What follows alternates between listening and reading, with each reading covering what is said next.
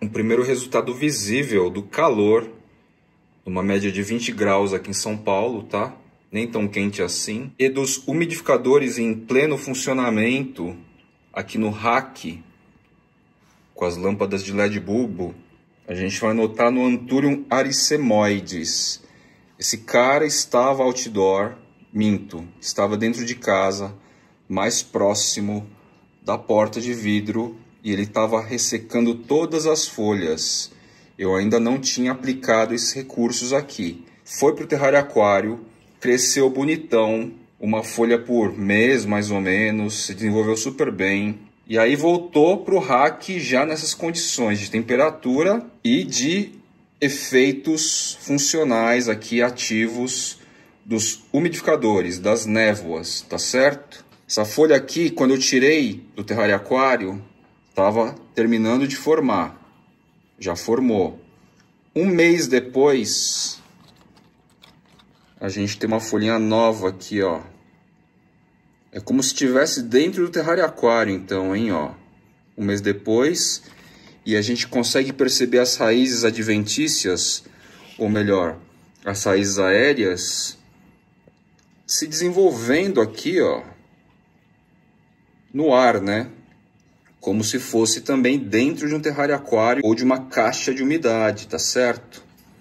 Isso aqui, ó, dela crescer nesse tanto e de repente até mais, esses dois pontos aqui, só acontece num ambiente de umidade muito ideal para ela. Terceiro aspecto, as folhas anteriores, praticamente todas, essa deu uma leve amarelada, mas estão praticamente todas intactas.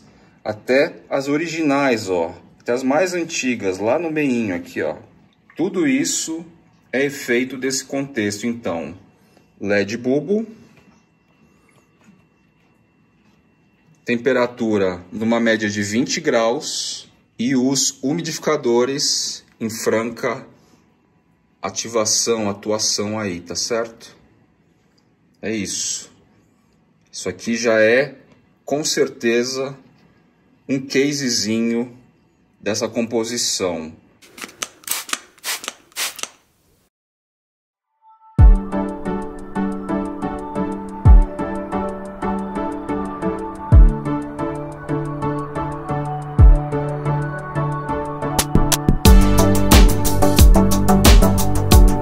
A gente está num período aqui de 7 dias ou mais de chuvas diárias e bem volumosas.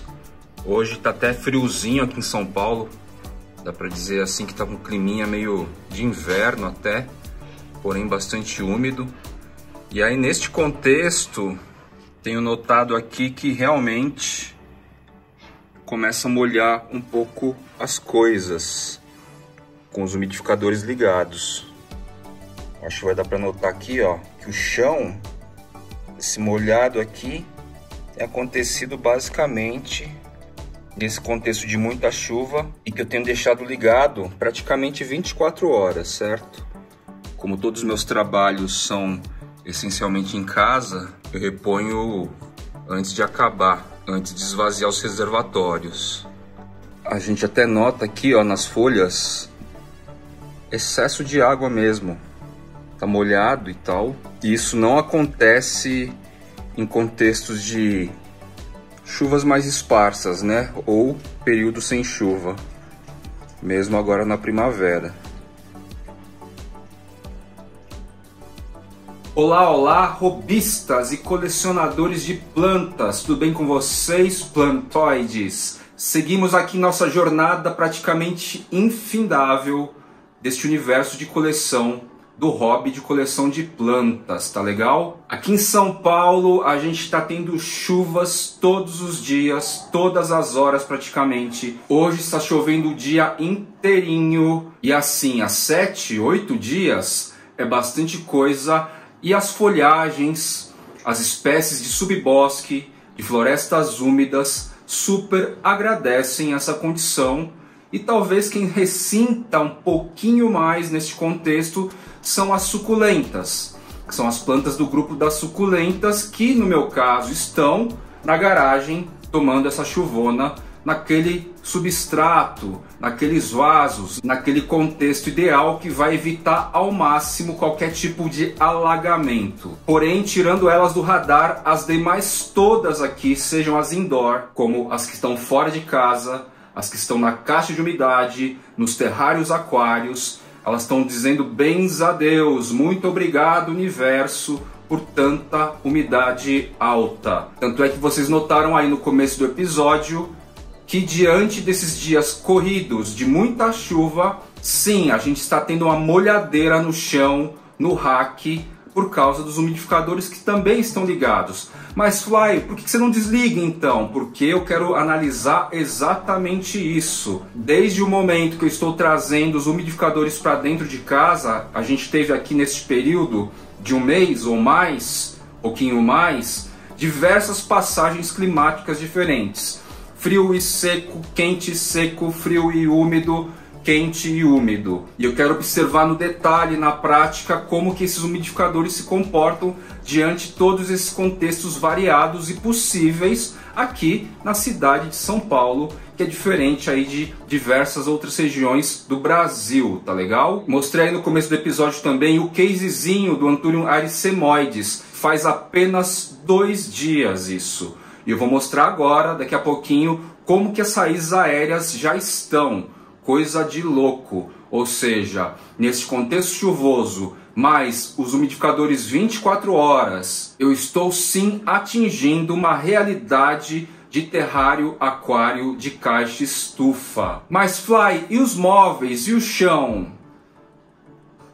Eu ando destacando aí algumas famílias do grupo das carnívoras, tá certo? Vocês têm acompanhado o meu início de cultivo. É bem breve, assim, é coisa de um mês também que eu comecei. Já comecei com chave de ouro, meio que abençoado aí com essa galerinha, com o próprio Marcos Ono, que eu vou citar novamente. E olha aqui, não posso deixar de trazer a referência também das pinguícolas, tá legal? Eu tô deixando elas um pouquinho de fora, não porque eu não goste muito delas. Na verdade eu gosto bastante, já tive perdas porque eu cultivava errado. E este que é um formato de cultivo das pinguícola com base nas instruções e ensinamentos do Marcos Ono. E ele falou, ó, pinguícola é tudo igual na questão de substrato, puramente esfagno, sem a necessidade de fertilização, porém, contudo, você vai deixar o substrato úmido apenas, não molhadão. Então, o esfagno aqui, eu tenho feito igual o azarace. Teste do dedo, se seca a superfície já molho mais um pouquinho e tudo mais, e olha só, crescendo lindamente. Ambiente de luz filtrada, assim, começa às 5 da manhã, 6 da manhã em São Paulo, até umas 11, onde elas estão, que é no parapeito da cozinha, elas tomam essa luz filtrada. As primeiras horas não é filtrada, inclusive, é a luz da manhã direta. Elas estão crescendo demais. A Afrodite deu uma explodida aqui. No caso da Afrodite veio do Sérgio, Cactus do Brasil. Ela deu uma explodida aqui, gigantesca, em questão de dias. Lançou haste floral, florzinha super linda. A Cetus veio do Marcos Ono. E a Gigântea também, que já deu uma avolumada aqui em número de folhagens, lâminas foliares, veio também do Sérgio, da Cactus Brasil, que inclusive agradeço de novo, também é meu mestre, ele que fez a conexão aí com o Marcos Ono, só gente graúda. Então, só para esclarecer, eu estou excluindo as pinguícolas da maioria dos conteúdos aí que eu tenho feito para as demais plantas carnívoras, por causa do modo de cultivo. É a única que estabelece aqui uma rega mais controlada. Esqueça o encharque aí nesse contexto, tá legal? Agora, este episódio dos Jardineiros Urbanos pro Fly é dedicado a gente dar um rolezinho nesse contexto de muita chuva que tá rolando aí há 8 dias, todos os dias, todas as horas. E bora lá então. Um ponto que alguns queridos plantoides têm me avisado aí é que a galera não sabe que eu tenho uma área aqui, ó, bem apropriada, de sol pleno. Este canto aqui da minha casa tem sol direto para lá de 8 horas, tá certo? Então é aqui neste cantinho que eu tenho deixado as plantas carnívoras. São pratinhos da Vazap, linha Carajá, que se tornaram aí suportes, né, baciazinhas para deixar os vasinhos das carnívoras. Aqui a gente tem mais ou menos 20 variedades. O espaço é super diminuto.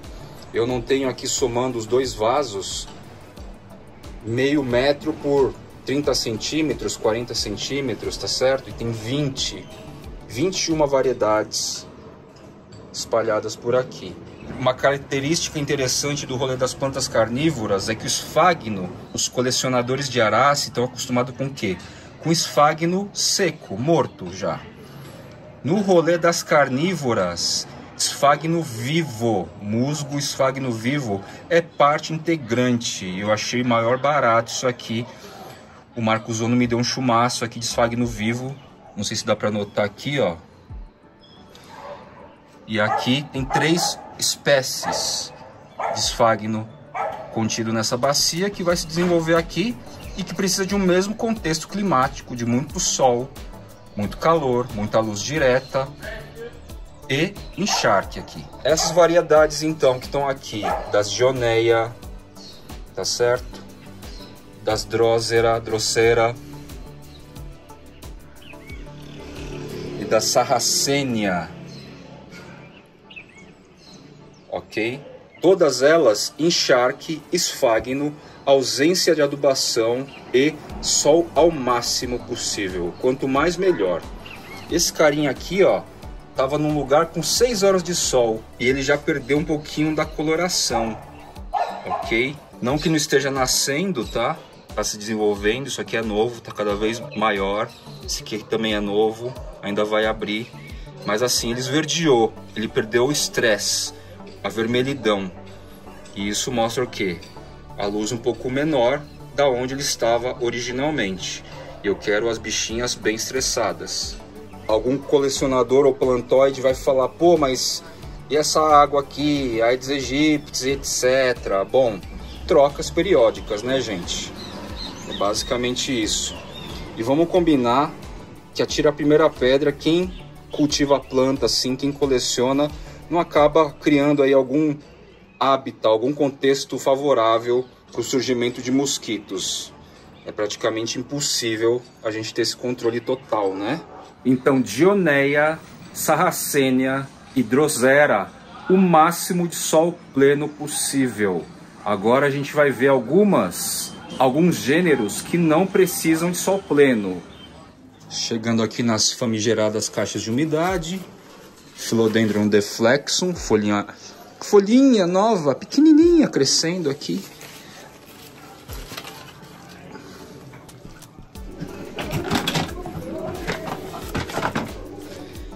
Vejam só que coexistindo com arace, tá certo?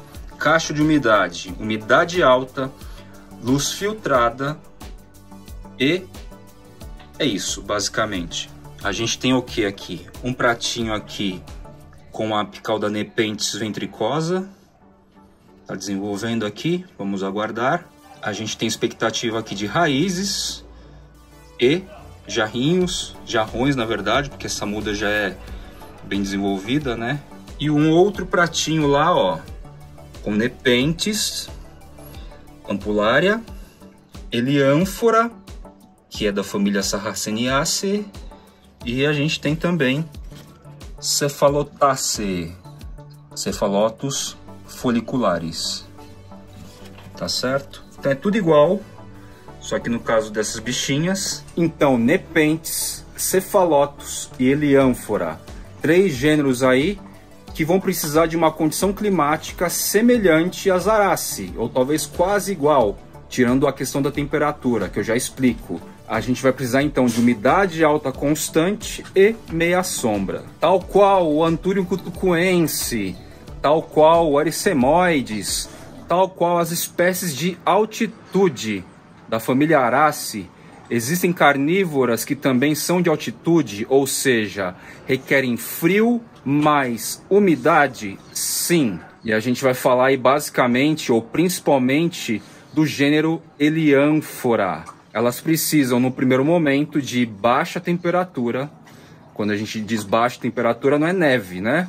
A gente está falando aí de 16 graus. E umidade ao mesmo tempo. Então, se existe algum desafio já no rolê das plantas carnívoras, na questão de mimetizar, sintetizar baixa temperatura e umidade, são as Helianthera os maiores desafios, embora a gente saiba também, já com a prática de cultivo das Arace, que elas são justificáveis, que elas se adaptam, elas se condicionam. Vamos falar primeiro aqui então de contexto indoor, na questão aí dessa umidade maluca que está aqui dentro, graças a dias muito chuvosos, mais o efeito dos umidificadores. E o caso então é do Anthurium aricemoides. Lâmina foliar nascendo e tal. Até aí ok. O grande barato, ó, 2 dias apenas. Olha o tamanho dessas raízes com capilaridades. Olha isso, plantoides. São os dias chuvosos diariamente, mais os umidificadores funcionando 24 horas, tá certo? Isso aqui é coisa que eu consigo apenas em caixa de umidade. Até então, né? Folhinha nova do Anthurium afbessi, todo molhadão já, ó. E o tal do SP Santa Maria Madalena, que é lento, olha só, vindo também. HH, ou seja, 100% de umidade dentro de casa, nessa área aqui. Folha nova do Anthurium moronense agradece, né? Muito legal. Fiz um Reels dele, das primeiras etapas de crescimento. Já mudou bastante de cor. A antocianina tá perdendo, né? E vai ficar verdão. E vai crescer mais ainda, ele tá bem molenga. Platycerium coronarium forma alongada. Tá lindão aqui também. É um cara que curte umidade alta. Lâmina foliar coletora em franco desenvolvimento aqui. Kitschakut. Tá vindo mais alguma coisa aqui pelo meristema. Esse carinha aqui, que é o Ridley Singapura, tá meio abaladinho. Ele tava secando. Aí eu fiz um mergulho total em água com solução de microfertilização de Bayforte 867. A questão foi só errar a mão na umidade aqui para ele. Diferente desse cara aqui, que tá bem mais vistoso, as folhas estão bem estruturadas. Lançando algo aqui também. Esses mais sensíveis, como o Ridley, não sensíveis, mas mais exigentes, a gente tem que acertar muito bem a mão na rega e nessa umidade, tá? Quem me acompanha também no Instagram viu que a begônia paranaensis deu uma explodidaça, tá dando uma explodidaça de crescimento. Dia 1º de setembro eu coloquei ela aqui, já condicionada. Demorei um pouquinho para condicionar para sair do terrário aquário, mas depois que eu condicionei, que foi em 1º de setembro, a bichinha tá aqui. Essa folha nova que faz 2 dias atrás que eu fiz o post no feed do crescimento dela, nem existia, olha isso aqui. Esse cara tende a sofrer bastante com calor excessivo, do verão de São Paulo já, inclusive. Como o nosso calor tá bem esquisito, a umidade alta, mas o calor tá aí em torno dos 20 graus, ela tá adorando. Eu tenho que ficar de olho, quem tiver essa espécie, por indicação do Fly, por já ter há um tempo, fiquem atentos ao comportamento dela no calor. Este meu indivíduo aqui no caso, eu estou relativamente seguro porque desde que eu trouxe ela ficava dentro de terrário aquário, cujo calor é 3, 4 graus mais alto do que o ambiente externo, e ela nunca me disse nada, tá? Então vamos acompanhar aqui para ver se ela já está rustificada na questão de calor. Lembram do SP Colômbia aí, cuja folha estava presa no pecíolo anterior? Aqui ó, essa aqui já é a folha nova, ó. Veio meio enrugadinha assim, sofrimento, né, para poder se soltar, que ela estava realmente presa, mas está perfeitinha, tá certo? Esse aqui é o resultado daquele procedimento de molhar bem mais de uma vez a regiãozinha onde a lâmina foliar ou pecíolo encontra-se preso, empacado lá. da parceria da Maria Jungle com a Tropicalia Garden. Quem demorou um pouco para se manifestar e se assentar aqui foi a Alocasia Stingray. Essa aqui foi a folha inicial, o pecíolo anterior que veio junto já era. E essa folha aqui quebrou o biquinho famoso, ó. E ela sofreu um pouco aí para acordar. Aí a segunda que veio quebrou também. E aí a terceira deu certo. E no espaço de tempo muito mais curto, tá vindo uma maior já. Ou seja, ela já está invertendo o processo de reset, tá certo? Ela resetou bem. Vejam só. Isso aqui era a folha inicial. A anterior era maior ainda. Aí encolheu para isso, manteve mais ou menos, embora tenha encolhido um pouquinho também. E agora só que esse carinha aqui promete ser maior e restabelece um novo fluxo aí de crescimento. Aproveitando que eu tô aqui, ó, tirei o bicolor recentemente. Essa parte aqui é coberta, tá? Mas como tá chovendo muito, olha só as raízes no nó. Isso aqui só acontece realmente quando o ar está muito úmido, tá? As raízes aéreas encontram um contexto bom para se desenvolver. Isso aqui não foi molhadeira de mangueira. Própria chuva indireta, né? Porque aqui não molha. Quem tem Cisso javana na área outdoor sabe o quanto que ela é louca. Ela sai da dormência com uma força extrema. Ela vai invadindo literalmente tudo. Tá certo? Fica muito bonito, é muito interessante, é muito prolífica. Olha o tamanho dessa folha. A única questão só é isso, como ela é muito intensa, a gente tem que ficar esperto para ver se não vai sombrear demais, se não vai sufocar outras plantas, porque ela se enrola em tudo. É uma monstra. Bom, Platycerium lemoinei, depois que eu me foquei também nos Platycerium, comecei a cuidar mais direitinho desse bicho, meu. Ele deu uma gigantada, ele está crescendo de um jeito impressionante, ó. Não sei se vai dar para notar aqui.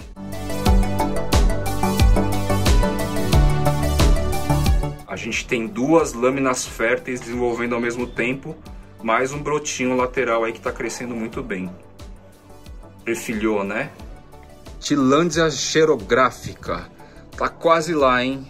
Não vejo a hora de ver aqui despontar. Se não me engano é laranja as flores. Vamos ver, hein? Tá quase lá. E segundo o Sérgio, talvez ela morra. Vamos ver, né? O que vai acontecer. A gente vai acompanhando. De qualquer forma, esse vislumbre aqui, ó, de inflorescência de Tillandsia xerográfica é muito legal. É um registro interessante para deixar aí para nós. Olha só que bonito. Alocasia zebrina vindo com uma folha super forte aqui, olha. Foram esses dias de chuva aí. Eu lembro que estava saindo do pecíolo da última lâmina foliar. Mas agora, olha, ela tá bem estruturadona, hein?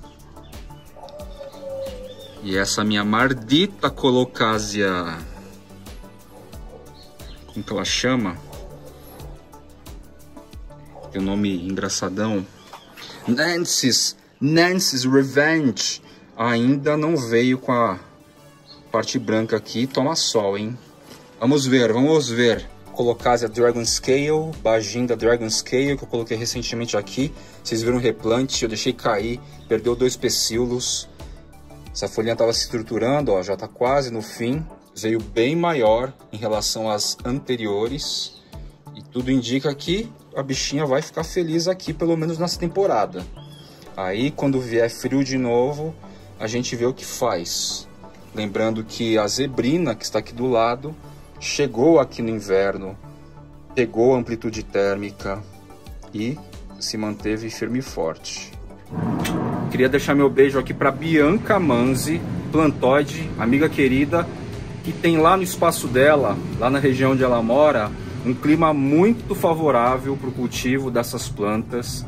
E as Alocasia dela, olha, vou te contar, são plantas, espécies, indivíduos invejáveis. O quanto esses bichos crescem naquele contexto dela, por causa de mão, por causa de cultivo e por causa de clima também. Olha aqui um lance muito legal. Tinha caído lá uma folhinha com pecíolo da Begônia Amphioxus, tá? Caiu da plantinha e tal, do espécime, e aí eu resolvi enfincar aqui no esfagno. Mudinha, ó, Begônia Amphioxus nasce a partir de propagação por pecíolo. E tem alguns seres aqui andando, tatu-bolas e tal, olha, legal. Tatu-bolas são seres benéficos. Então é isso, ó, gente.